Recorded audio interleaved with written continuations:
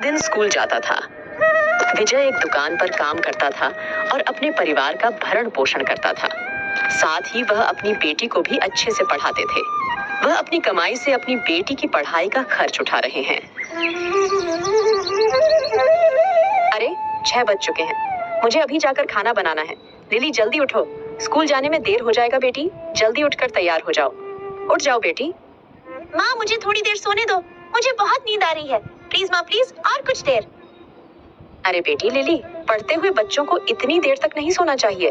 उठो और तैयार हो जाओ, जब तक मैं खाना बनाती हूँ। फिर कल्याणी लिली और विजय को जगाती है। कल्याणी नहाकर तैयार हो जाती है और रसोई में जाकर खाना बनाने लगती है। दूसरी ओर लिली और विजय जाग गए और अपनी अपनी काम पर जाने के लिए तैयार हो गए। खाना बन गया है, अब सबसे पहले हमें देवी दुर्गा को प्रसाद चढ़ाना है। यह कहते हुए कल्याणी देवी दुर्गा को अपने द्वारा बनाए गए भोजन के बारे में बताती है। इस बीच विजय और लिली तैयार हो जाते हैं। आप हमेशा किसी और से पहले दुर्गा माँ को खाना क्यों परोसते हैं? मुझे बताओ, क्या दुर्गा माँ ने सबसे पहले उनसे भोजन देने का अनुरोध किया है? दुर्गम्मा ने मुझसे कभी कुछ नहीं पूछा माँ। असल में मैं खुद ही दुर्गा माँ को सब कुछ देता हूँ। यह खाना हमें किसी और ने नहीं, बल्कि असल में यह दुर्गा अम्मा ने दिया है।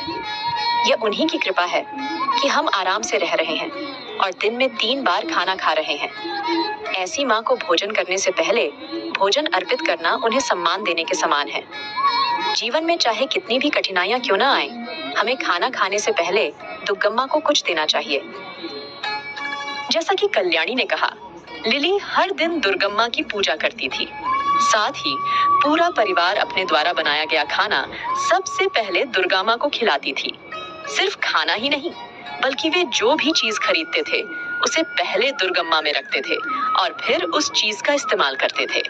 इस प्रकार दुर्गम्मा उनके परिवार की सदस्य बन जाती है। मैं कह रहा था कल्याणी, इस रविवार को मेरी छुट्टी है। चलो हम सब कहीं घूमने चलते हैं और कुछ दिन छुट्टी बिताते हैं। हाँ पापा, मुझे भी बाहर जाते हुए काफी समय हो गया है। मैं भी पास में किसी जगह जाकर खाना खाना और आराम से खेलना चाहती हूँ। चलो माँ, वहाँ बहुत मजा आएगी। देखो माँ लिली, अगर तुम सिर्फ खाना खाने के लिए बाहर जाना चाहती हो तो मैं तुम्हें नहीं ले जाऊंगा। मैं पहले ही बता चुकी हूँ कि तुम्हें बाहर का कोई भी खाना छूने की इजाजत नहीं है। खाना मैं खुद बनाऊंगी, क्या पता कोई बाहर वाला कुछ जोड़ दे। इसीलिए कल्याणी का परिवार सोचता है कि रविवार को उन्हें अपने पास के झरने पर जाना चाहिए। कल्याणी रविवार की सुबह जल्दी उठती है और अपने परिवार के लिए खाना बनाती है। दूसरी ओर विजय और लिली उठते हैं और अच्छे से मेकअप करते हैं। अभया का पूरा परिवार झरने के लिए निकल जाता है। वाओ मम्मी पापा, ये झरना तो बहुत ही अच्छी है। इसका नजारा तो बहुत ही सुंदर है। हाँ, मैंने भी झरना पहली बार देखा है। यह मेरी मन को बहुत सुकून दे रही है। मैं भी बहुत खुश हूँ। तो लिली और कल्याणी कुछ देर तक उस झरने के पानी में खेलते हैं। क्या कल्याणी सुनते हो?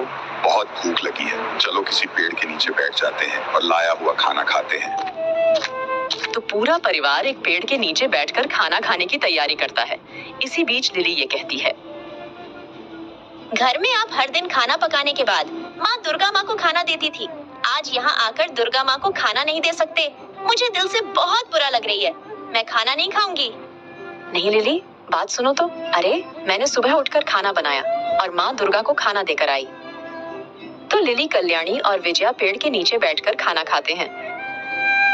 मेरे पास अभी बहुत खाना बच गया है। मेरा पेट भर गया है। मैं जाकर हाथ धो लेती हूँ। लिली एक तरफ जाती है और अपने हाथ धोती है।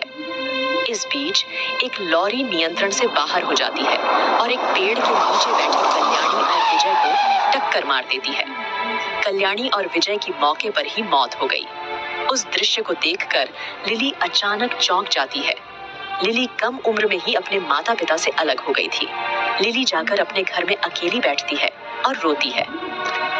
कल्याणी का एक बड़ा भाई था। वह बहुत मूर्ख है और क्रोध।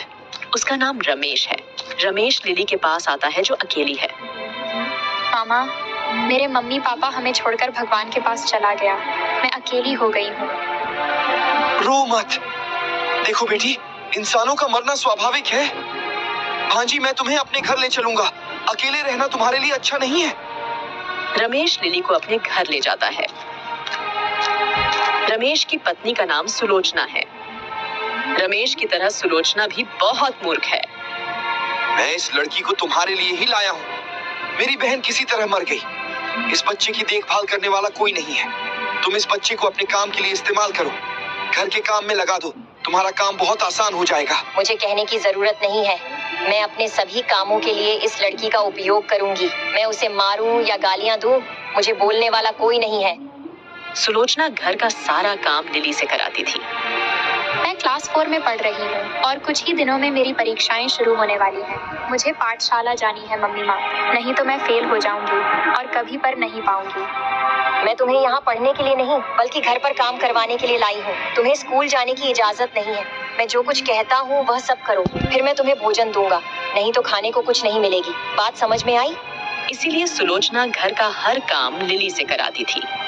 वह बर्तन साफ करती थी, खाना पकाने के लिए सब्जियां काटती थी, कपड़े धोती थी और घर में झाड़ू लगाती थी।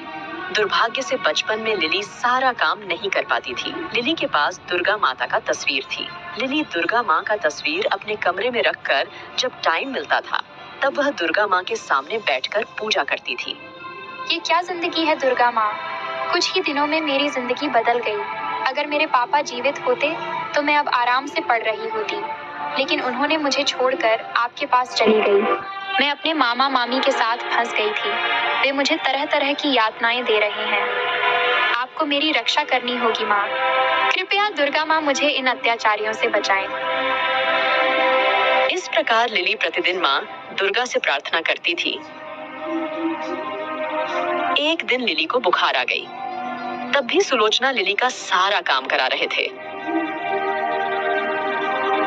बुखार होगा तो ये मत सोचना कि मैं तुम्हें छोड़ दूंगी। पूरे घर को गीले कपड़े से साफ कर लेना, तभी मैं तुम्हें खाना दूंगी, ठीक है? बुखार से पीड़ित लिली पूरे घर को एक गीले कपड़े से साफ करती है। गीले कपड़े को छूने से लिली का बुखार थोड़ा बढ़ जाता है। मामी माँ, मैंने आपके कहे अनुसार पूरा घर साफ कर दिया। ये लो एक रोटी, यही तुम्हारा खाना है आज। जल्दी खा ले, इससे ज्यादा खाना नहीं मिलेगी। तो सुलोचना लिली को एक रोटी देती है। लिली की आंखें अचानक घूम गईं। वो अपने हाथ में पकड़ी हुई रोटी को फर्श पर गिरा देती है। अरे जो खाना मैंने तुम्हें दिया है, तुम उसे जमीन पर फेंक क्यों दिया? अब देखो मैं तुम्हारा क्या हाल करूंगी। सुलोचना लिली को ले जाती है और उसे घर के सामने एक पेड़ से बांध देती है।